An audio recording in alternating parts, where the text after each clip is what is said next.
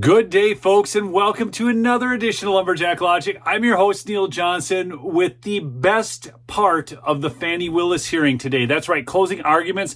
There was a guy by the name of Harry McDougald. Anyways, he gave an absolute masterclass. I'm just going to let the clip play in its entirety. Watch it to the end. He will outline every single reason why Fani Willis and Nathan Wade, and actually the entire team, needs to be disqualified. This is epic. That requirement is also embedded in the prosecutor's statutory oath, 15-18-2, which requires impartially and without fear or favor discharge my duties as district attorney and take only my lawful compensation, so help me God. The general rule on conflicts of interest for lawyers is in Rule of Professional Conduct 1.7. And we all know, it's all drummed into us, that we cannot have a conflict of interest. And if we do, we have to withdraw or we will be disqualified. The basic idea is that a conflict of interest impairs the lawyer's independent professional judgment. That's the test of a conflict and whether it can be waived and whether it's disqualifying. And that conflict is not just financial. It can be any conflict that impairs your independent professional judgment, and you see that in McLaughlin v. Payne.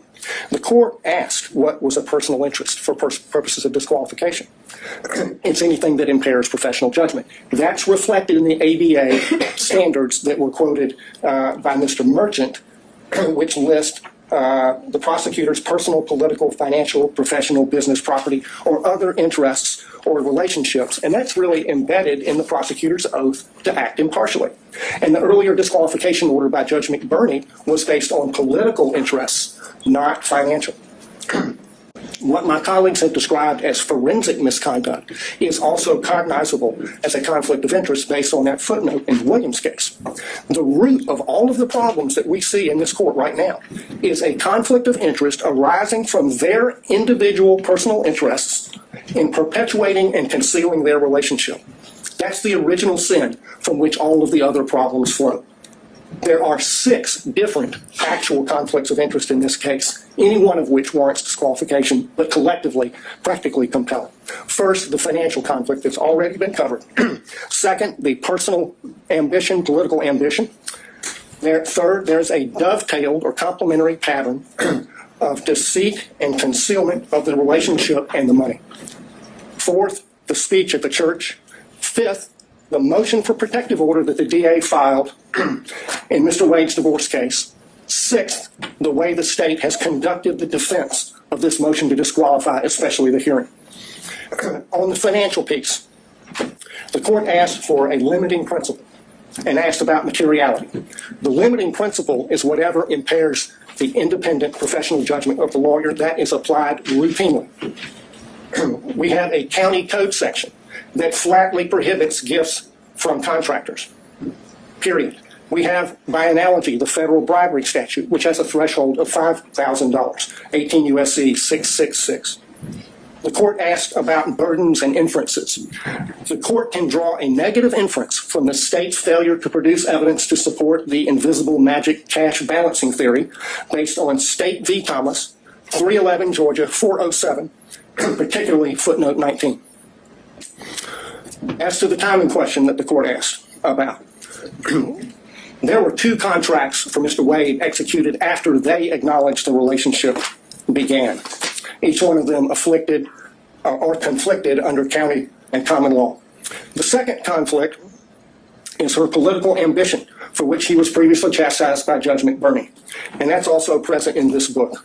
The inside flap of this book says that they were given, quote, exclusive access to thousands of secret documents, emails, text messages, and audio recordings. The court has twice denied defense motions to unseal special purpose grand jury materials. She helped herself to get the glory of this book. I introduced certified copies of a number of county code sections. I'm not going to walk through those, but I'll tell you why they matter. The stack of law from the state constitution down to the county ordinances imposes a regime on the DA under which she has 3 obligations. She has to go to the county commission to get approval to pay him like she did. She cannot accept gifts from a prohibited source. She has to disclose the gifts that she received. She evaded all of those requirements. Section 2-69 of the County Code prohibits gifts from prohibited sources, which he was. There is no boyfriend exception. The disclosure forms, the evidence is sufficient for you to find that her disclosure form for 2022 is false, and that it is a false writing. That's an actual conflict of interest between her duty, legal duty of disclosure, her legal duty of candor as a prosecutor, and her private and personal interests in concealing the relationship, concealing the gifts, and keeping the gravy train rolling for as long as possible. His part in the pattern of concealment is a story you see in many divorce cases. The husband is hiding things from his wife. How much money he's making, the other woman, and what he's spending on the other woman. And he got on that stand, lied in his interrogatories, and he got on the stand and he lied about lying in the interrogatories. And the lawyers for the DA's office, they just sat there and let him do it. They did nothing to correct obviously perjured testimony. In and of itself, that warrants disqualification of every one of them. The reason they lied and covered it up was to avoid the trouble they're in right now. That served their personal interests to the detriment of their public duties as prosecutors. The speech at the church. I want to focus on why she did that. Mr. Gillen talked about that. She did it to deflect attention from her own misconduct and that of Mr. Wade. She violated her public duty as a prosecutor to serve her personal interests and the personal interests of her boyfriend. That is a disqualifying conflict between her personal interest and her public duty that is actual, operational, and materialized, and it rests on undisputed facts. The next thing that she did that was a disqualifying conflict of interest was the emergency motion for protective order that she filed in the divorce. I filed a certified copy of that as Exhibit 37. She sought a protective order under the Apex Doctrine on the grounds that she's the DA. The whole filing is expressly predicated on her status as DA. In fact, she never lets you forget it. She says it 27 times in 12 pages. In that filing, speaking as DA, she said, the circumstances, quote, suggest that defendant Joycelyn Wade is using the legal process to harass and embarrass District Attorney Willis, and in doing so is obstructing and interfering with an ongoing criminal investigation. In the prayer for relief on page 11, she asked for 6 months to, quote, complete a review of the filings in the instant case, investigate and depose relevant witnesses with regard to the interference and obstruction this motion contends. There's no sugarcoating it. That's a clear violation of Rule of Professional Conduct 3.4H, which prohibits lawyers from making threats of criminal prosecution to gain advantage in a civil case. She abused her power. She abused her position to threaten her boyfriend's wife with criminal prosecution to gain advantage for herself and her boyfriend in her boyfriend's divorce. She violated her public duties not to make that kind of a threat in order to serve her private personal interests and those of Mr. Wade. Another actual operational conflict. The last category is the conduct of the defense of this hearing. There were a lot of objections made based on attorney-client privilege during Mr. Bradley's testimony. Most of those objections were made by the state.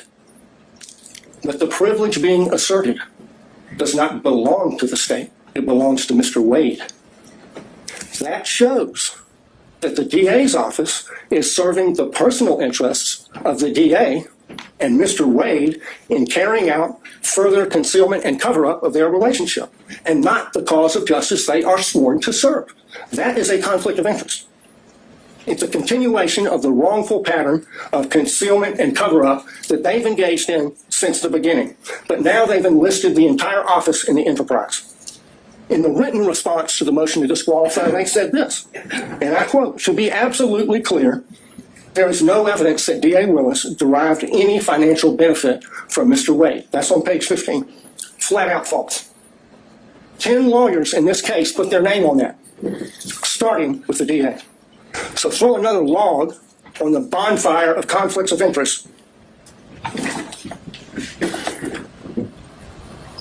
The problem here is that DA cannot distinguish between her personal interests and ambitions on the one hand, and her public duties as a prosecutor on the other, and apparently neither can anyone else in their office.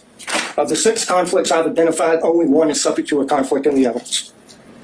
This is a case study in what happens when you operate under a conflict of interest. It's put an irreparable stain on the case. Think of the message that would be sent if they were not disqualified. If this is tolerated, we'll get more of it. This office is a global laughingstock because of their conduct.